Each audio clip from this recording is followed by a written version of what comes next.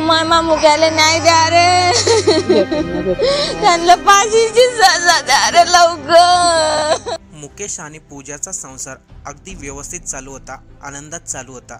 पण 19 जानेवारीला जळगावमध्ये जी घटना घडली त्यांनी संपूर्ण महाराष्ट्र आदरला। कारण की 19 तारखेला सकाळी 9 वाजताच्या दरम्यान मुकेशवरती कोयत्याने सपाचं फार केले आणि त्याची निर्गुणपणे हत्या केली।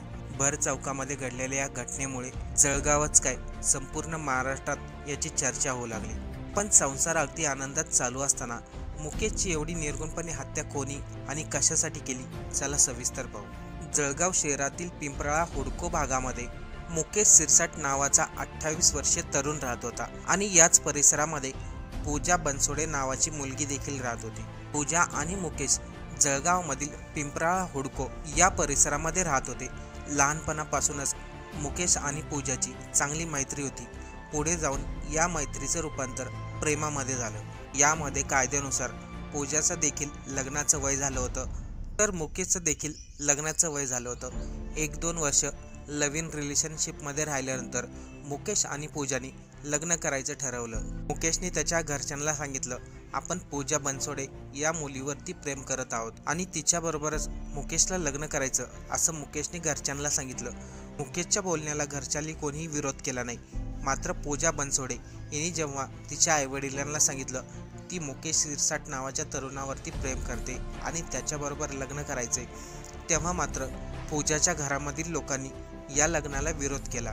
पण मुकेश आणि पूजाने ठरवलं होतं, जर घरच्यांनी लग्नाला विरोध केला तर आपण कोर्टामध्ये जाऊन रजिस्टर मॅरेज करू। ठरल्याप्रमाणे मुकेश आणि पूजाने पळून जाऊन लग्न केलं। लग्न झाल्यानंतर पूजाच्या कुटुंबामधील लोकांना हे लग्न मान्य नव्हतं, त्यांनी या लग्नाला मान्यता देखील दिली नाही। या दोघांनी कोर्टामध्ये मॅरेज केलं होतं, त्यामुळे त्यांच्या लग्नाचा पुरावा होता। या कारणामुळे सिरसाट आणि बनसोडे कुटुंब या दोघांमध्ये जोरदार वाद झाला होता। या कारणामुळे बनसोडे आणि सिरसाट कुटुंबामध्ये हाणामारी देखील झाली। त्यावेळेस पोलिसांच्या मध्यस्थीने हे भांडण मिटवण्यात आलं।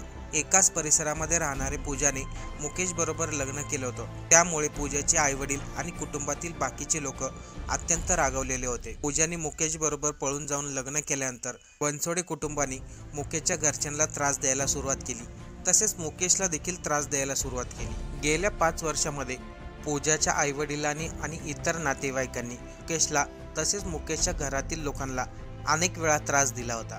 पण 19 जानेवारी रविवारी 2025ला वेगळंच घडलं। दिवस हा रविवारचा होता। नेहमीप्रमाणेच सर्वांना सुट्टी, सर्वजण आपल्या सुट्टीचा आनंद घेत होतं। त्या दिवशी मुकेशला देखील त्याच्या कामामधून सुट्टी होती। नेहमीप्रमाणे मुकेश घरातून तयारी करून बाहेर पडला, तेवढ्यातच त्याच्यावरती 8 ते 10 जणांनी कोयता आणि तलवारीने वार करायला सुरुवात केली।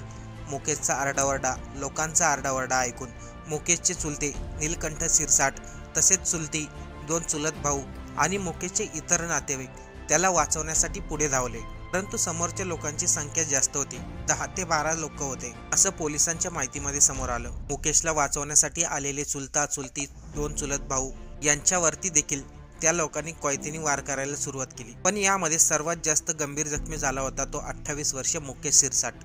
तो रक्ताच्या थारोळ्यामध्ये पडलाय हे पाहताच मारेकरी तिथून फसार झाले। जमलेल्या स्थानिक लोकांनी मुकेशला तात्काळ हॉस्पिटलमध्ये दाखल केलं, तसेच चुलता चुलती भाऊ यांच्यावरती किरकोळ जखमा झाल्या होत्या, त्यांच्यावरती देखील उपचार करण्यात आले।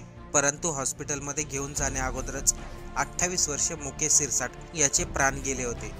जळगाव पोलिसांनी घटनास्थळी धाव घेतली, त्यामध्ये 10 ते 12 जणांवरती गुन्हा दाखल करण्यात आला। तसेच मुकेशचे चुलते नीलकंठ सिरसाट यांनी पोलीस प्रशासन, सरकार आणि बनसोडे कुटुंबाला सांगितलं, जर आरोपींना फाशी झाली नाही तर बनसोडे कुटुंबामधील 3 ते 4 लोकांचा मृत्यू होणार, कारण की त्यांनी आमच्या घरातील मुलाला संपवलंय, मग आम्ही गप्प कसं काय बसणार। मुलीने एकाच परिसरामधील मुलाबरोबर लव्ह मॅरेज केलं म्हणून बनसोडे कुटुंबाला राग आला होता आणि त्याचाच बदला घेण्यासाठी त्यांनी सर्वांनी मिळून मुकेश आणि पूजाचा संसार आनंदात चालू होता तो मोडला आणि मुकेशची निर्गुणपणे हत्या केली। घटना सैराट चित्रपटाची पुनरावृत्ती सांगितली जाते, पण खरं तर जेव्हापासून सैराट चित्रपट महाराष्ट्रामध्ये प्रदर्शित झाला होता तेव्हापासून जावायला संपवण्याच्या घटना अनेक वेळा घडल्या। कदाचित या अगोदर देखील अशा घटना घडल्या असतील, परंतु ज्याप्रमाणे सैराट चित्रपटामध्ये जावाईला संपवलं, मुलीला संपवलं, तसं कुठं पाहायला मिळालं नाही. त्याच्यामध्ये जास्त करून मुलांनाच टार्गेट केलं गेलंय.